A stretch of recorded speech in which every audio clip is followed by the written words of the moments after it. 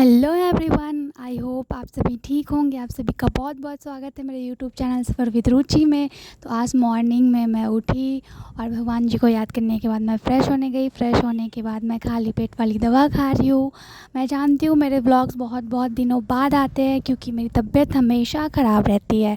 तो मेरे पास कोई कैमरा मैन है नहीं जो मेरी सिचुएशन आप लोगों को दिखाए। मैं खुद ही हूँ, जो चीज़ जहाँ तक दिखा पाती हूँ दिखाती हूँ। तो ये रहा मेरा सुबह का नाश्ता। तो फ्रूट पहले खा लिया होता तो ये हालत नहीं होती। खैर कोई नहीं, देर से आए बस सही आए। तो आप सभी भी अपनी डेली लाइफ में फ्रूट्स ऐड कीजिए। और बहुत टाइम लगता है, धीरे धीरे खाती हूँ मैं। उसके बाद थोड़ा न्यूज़पेपर को उलट पलट के देख लिया देश दुनिया में क्या हो रहा है। उस घर से आने के बाद मैं थोड़ा सा अपना नाश्ता किया और नाश्ता करते ही मुझे कॉल आ गया कि मेरा पार्सल आने वाला है। थोड़ा दौड़ के गई, देखी भैया। मैं थोड़ा दूरी उनको रुकाया था, वो थोड़ा परेशान हो रहे थे घर ढूंढने में, तो वो मेरे लिए अपना बाइक छोड़ के आ गए। उन्हें बोला तो आप तो वही पेशेंट है जो जो उस दिन भी भैया जब आए थे तो मेरे हाथ में एंट्रा किट लगा हुआ था। तो वो बहुत सॉरी फील कर रहे थे कि मुझे वापस से चल के आना पड़ा। तो मैंने बोला कोई बात नहीं, इतना दूर मैं चल सकती हूँ। तो वही बोले अगली बार से कोई पार्सल हो तो मुझे बताइएगा, मैं पूरा घर तक आ जाऊँगा। मैंने बोला ठीक है, पूरा अगली बार पूरे घर तक आइएगा आप। तो फिर मैं नहा वहा के अपना तैयार हो गई अच्छे से। मुझे थोड़ा डार्क सर्कल भी हो गया है, तो वही देख रही थी। लाइट में आने से थोड़ा कम दिखता है, पर जब लाइटिंग अच्छी नहीं होती है तो बहुत ज़्यादा दिखता है। और फिर जब पार्सल आया था वो खोल के देख रही थी कि सही आया है नहीं आया है। तो ये मैं मीशो से ऑर्डर किया था, बहुत दिनों बाद अपने लिए कुछ ऑर्डर किया है। तो ये मुझे बहुत सही मिला था। कॉटन का था और ग्रे एंड वाइट का कम्बिनेशन है।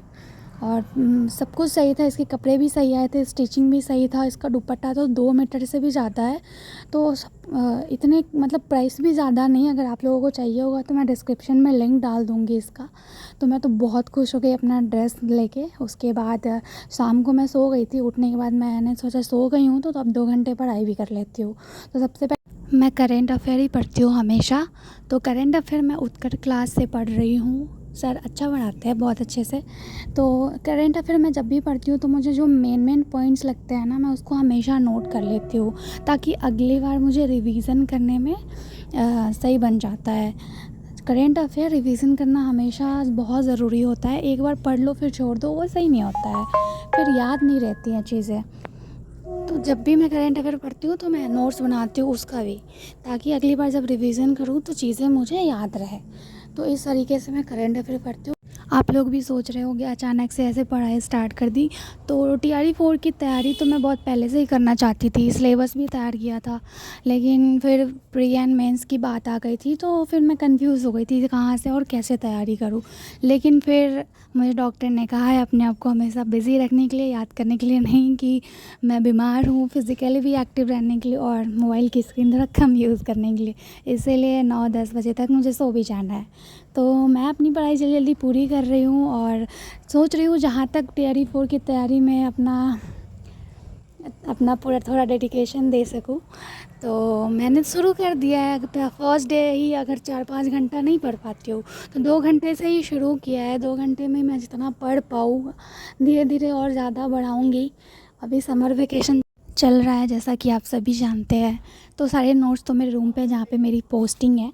तो अभी जो भी मेरे पास कंटेंट है मैं उसका यूज़ करके पढ़ रही हूँ। अभी मैं मॉडर्न हिस्ट्री उसके बाद पढ़ी हूँ 1857 की क्रांति। तो 2-3 क्वेश्चन मैं छोड़ के जा रही हूँ जिसका कमेंट में आप जवाब देना कि 1857 की क्रांति कहाँ से शुरू हुई थी, और किसने शुरू किया था, किस कारण से शुरू हुई थी, और रानी लक्ष्मीबाई कहाँ से नेतृत्व कर रही थी, नाना साहब कहाँ से नेतृत्व कर रहे थे, वीर कुंवर सिंह कहाँ से नेतृत्व कर रहे थे। इन सभी सवालों का जवाब दीजिएगा। उसके बाद मम्मी मेरे लिए हलवा लेके आई थी, दूध सूजी और दूध में बना हुआ, और मुझे बहुत पसंद है। फिर आपको पता है बिहार में बहुत गर्मी है तो मैं थोड़ा कूलर में पसीना सुखाने चली गई थी। पसीना तो चेहरे से सूखता ही नहीं है, बहुत ज़्यादा गर्मी पड़ रही है। फिज़िकली एक्टिव रहने के लिए मैं बाहर थोड़ा खेलने चली गई। फिर सोचा थोड़ा पेंटिंग वगैरह कर लेती हूँ। बिज़ी हमेशा जहाँ तक माइंड को रखना है, डॉक्टर ने कहा है याद नहीं करना है कि मैं बीमार हूँ। तो जिस वजह से मैं आ गई, थोड़ा ड्रॉ कर लिया। फैमिली ट्री बना रही हूँ। मेरी फैमिली तो बहुत बड़ी है, तो स्कूल की फैमिली बना रही हूँ। वहाँ पे हमारे हेड टीचर मिला के 5 है, तो वहाँ के लिए मैं थोड़ा ये फैमिली ट्री बना रही हूँ। तो ड्रॉ तो कर लिया, पेंटिंग कल करूँगी। तो देखते हैं कल क्या होता है, तो मेरे साथ बने रहिएगा। ये मेरा डिनर आ गया है, उसके बाद मैं एक एक करके अब सारी दवाइयाँ खाऊँगी। खाना से ज़्यादा तो मैं दवाई ही खाती हूँ। प्लीज़ मेरे लिए प्रे करिएगा, आप सभी बहुत बहुत प्यार दीजिएगा और मेरे साथ बने रहिएगा। जब तक मैं ब्लॉग डाल रही हूँ अपना प्यार देते रहिएगा, साथ देते रहिएगा और मेरे लिए प्लीज़ गॉड से प्रे करिएगा कि मैं जल्दी से ठीक हो जाऊँ। तो कॉन्स्टिपेशन भी होती है, जिसके लिए मैं ये भूसी यूज़ करती हूँ। बाकी ये तो मेरा नाइट का रूटीन हो गया और मैं भगवान जी से प्रे कर रही हूँ। तब तक आप मेरे चैनल को लाइक शेयर सब्सक्राइब कर दीजिएगा। मिलते हैं नेक्स्ट ब्लॉग में।